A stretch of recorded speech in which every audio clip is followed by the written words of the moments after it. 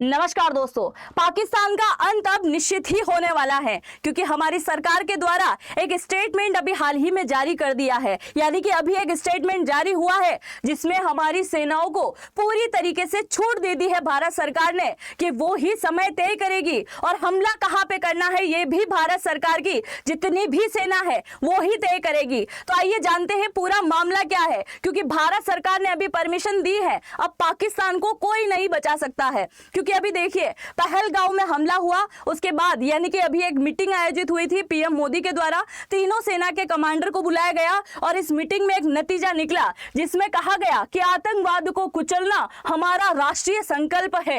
इसके साथ ही सेना को टारगेट, समय और हमले का तरीका तय करने की पूरी छूट मिल गई है। यही तो चाहिए था कि सेना को जब पूरी छूट मिलेगी तो वो फिर घर में घुसने का और घुस घुस के मारने का काम जो है करने वाली है। क्या आपको इंडियन आर्मी पे पूरा भरोसा है या नहीं, जरूर से कमेंट सेक्शन में लिखिएगा। ये देखिए तीनों सेना के कमांड और साथ ही रक्षा मंत्रालय के मंत्री भी यहाँ मौजूद थे और पीएम मोदी ने यहाँ पे अनाउंस कर दिया है। दूसरी बात, पीएम नरेंद्र मोदी ने मंगलवार को यानी कि अभी के दिन इन्होंने क्या कहा आज के दिन कि आतंकवाद से निपटने के लिए तीनों सेनाओं को खुली छूट दी जा रही है। साथ ही इन्होंने कहा कि इन आतंकवाद को करारा झटका देना हमारा राष्ट्रीय संकल्प है। हमें भारतीय सशस्त्र बलों की पेशावर क्षमता पर पूरा विश्वास है। क्या आपको विश्वास है या नहीं, जरूर से बताइएगा। हम सबको विश्वास है इंडियन आर्मी पे, क्योंकि हर एक सेना जो है अपने आप में बहुत ही ज्यादा मजबूती रखती है। आतंकवाद के खिलाफ कार्रवाई का तरीका, लक्ष्य और समय सेना ही तय करेगी।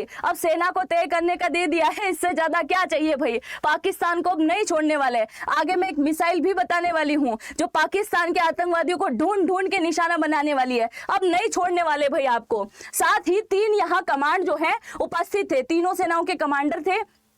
एनएस अजीत डोभाल यहाँ मौजूद थे, सीडीएस अनिल चौहान यहाँ मौजूद थे।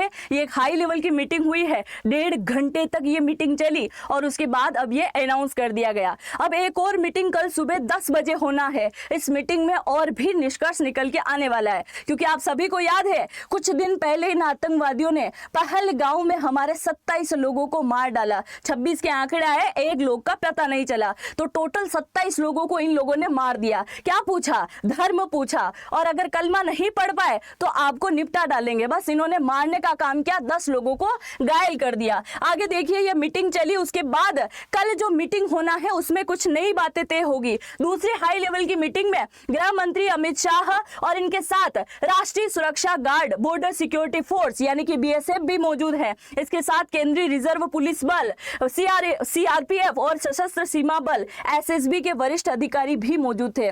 मतलब हमारी भारतीय सेना के जितने भी कमांडर है सबको बुला लिया गया है। समझ रहे हो पाकिस्तान वाले लोग कि आने वाले टाइम में क्या हलचल होने वाली है, क्योंकि अभी तक तो छोटे मोटे झटके आ रहे थे, जिसमें पहले तो अटारी बागा बॉर्डर को बैन किया, उसके बाद आपकी सैन्य सुरक्षा को तोड़ने के लिए सीमा पर चाकसी करने के लिए इनको लगा दिया गया। इसके अलावा सिंधु नदी जल समझौते को तोड़ा गया, बहुत सारी चीजें करी, मतलब स्थगित किया गया।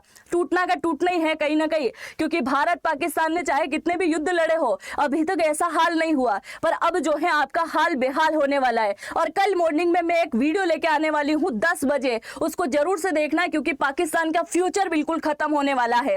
पाकिस्तान किस प्रकार से डाउन जाएगा उसके बारे में मैं आपको बताने वाली हूँ। अब इसके अलावा देखिए जो कल मीटिंग होगी 10 से 11 बजे के बीच में, उसके अंदर भी कई सारी चीजें जो है यहाँ पे बताई जाने वाली है, जिसमें कैबिनेट मिनिस्ट्री के लोग मौजूद होंगे। अब सबसे बड़ी बात यह है कि भारत में इसी कौम के व्यक्ति यानी कि इस्लाम धर्म के व्यक्ति जो है पूरा सरकार के सपोर्ट में आके खड़े हुए हैं। देखिए जरा, जिस टाइप से कहीं ना कहीं जो है फिलिस्तीन ने इजराइल के अंदर अटैक किया था और इजराइल के सिविलियंस लोगों को मार दिया था, उसके बाद इजराइल ने बदला लेने के लिए फिलिस्तीन के घर में घुस के, मतलब उसके देश में घुस के उन एक एक आतंकवादियों को मारने का काम किया। वही काम जो है अब कौन करने वाली है? भारतीय सेना करने वाली है। एक भी आतंकवाद को हम नहीं छोड़ेंगे, क्योंकि आपको पता है ये आतंकवाद जो है हमारे पीओके वाले इलाके में बंकर में छुपे रहते हैं, और अभी वहां की आर्मी यानी कि पाकिस्तानी आर्मी ने क्या किया, इनको हटा दिया, छुपा दिया है। तो तुम पहले तो भारत के सामने गिड़गिड़ाओ, तब तुमको कहीं ना कहीं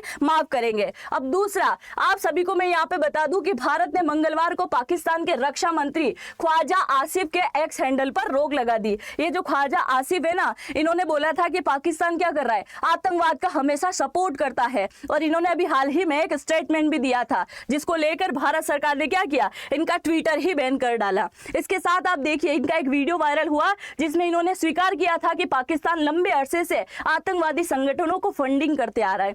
भाई खाने के लाले पड़े हुए हैं और आतंकवादियों को फंडिंग करने का काम कर रहा है, इसीलिए तो वर्ल्ड में दूसरे नंबर पे आता है आतंकवादी देने के मामले में। ऐसे ही थोड़ी पाकिस्तान का नाम आ जाएगा भाई, है ना। वैसे भी वर्ल्ड में अपनी एक अलग पहचान बना चुका है पाकिस्तान, कि हम क्या है, या तो भिखारी हैं, कटोरा लेके मांगने के लिए चले जाएंगे, या फिर दूसरी बात होगी कि आतंकवादियों को हम बढ़ावा देंगे, और कुछ नहीं होने वाला। दूसरा, पहलगांव हमले में आज इंटेलिजेंस एजेंसियों ने बड़ी जानकारी दी है। इंटेलिजेंस एजेंसियों के सूत्रों ने बताया है कि हमले का जो मास्टरमाइंड है, सुनो जरा, मास्टरमाइंड जो पाकिस्तान का पूर्व एसएसजी कमांडर हासिम मूसा है। ये हासिम मूसा, इसका फोटो देखो। अभी 20 लाख का इनाम जो है कश्मीर की पुलिस ने इसके ऊपर जो है क्या है अनाउंस किया है, और बहुत सारे लोग जो है कश्मीर को बाइकआउट करने की बात करें। यही तो पाकिस्तान चाहता है कि वो बार बार आतंकवादी की गतिविधि यहाँ पे करेगा, जिसके चलते क्या होगा, लोग यहाँ घूमने के लिए कम आएंगे, पर्यटक कम आएगा तो उनको रोजगार नहीं मिलेगा, और फिर वही हाल होगा कश्मीर का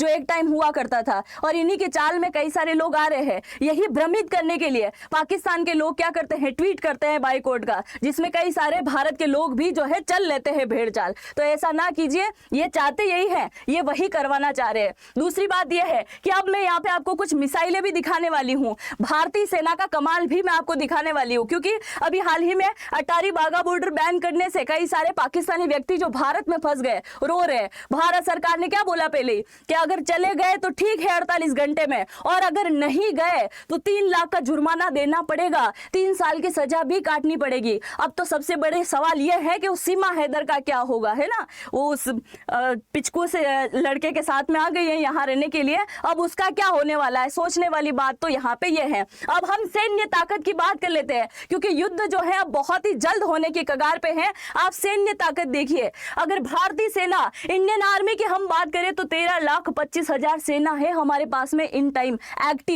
इसके अलावा पैरा मिलिट्री जवान की अगर हम बात करें तो 43,68,407 जो है यहाँ पे सैनिक है हमारे पास में। वहीं हम पाकिस्तानी सेना की बात करें तो 6,17,000 जो है पाकिस्तानी सैनिक है, और यहीं पे इसकी पैरा मिलिट्री भी जो है कहीं ना कहीं कम है। वहीं हम वायुसेना के जवानों की बात करें तो हमारे पास में 1,50,850 है। वहीं आप देखो तो ये 85,000 कम है हमसे, तकरीबन कितने हैं, 65,000 के आसपास है। आप देखो सेना भी कितनी कम है, बस यही की काम आता है इनको, आतंकवाद को बढ़ावा देना। इसके अलावा ये कुछ कर नहीं सकता। दूसरा, अगर हम टैंक की बात करें तो 4201 हमारे पास में टैंक है। वहीं पाकिस्तान के पास कितने हैं, 2627 टैंक है।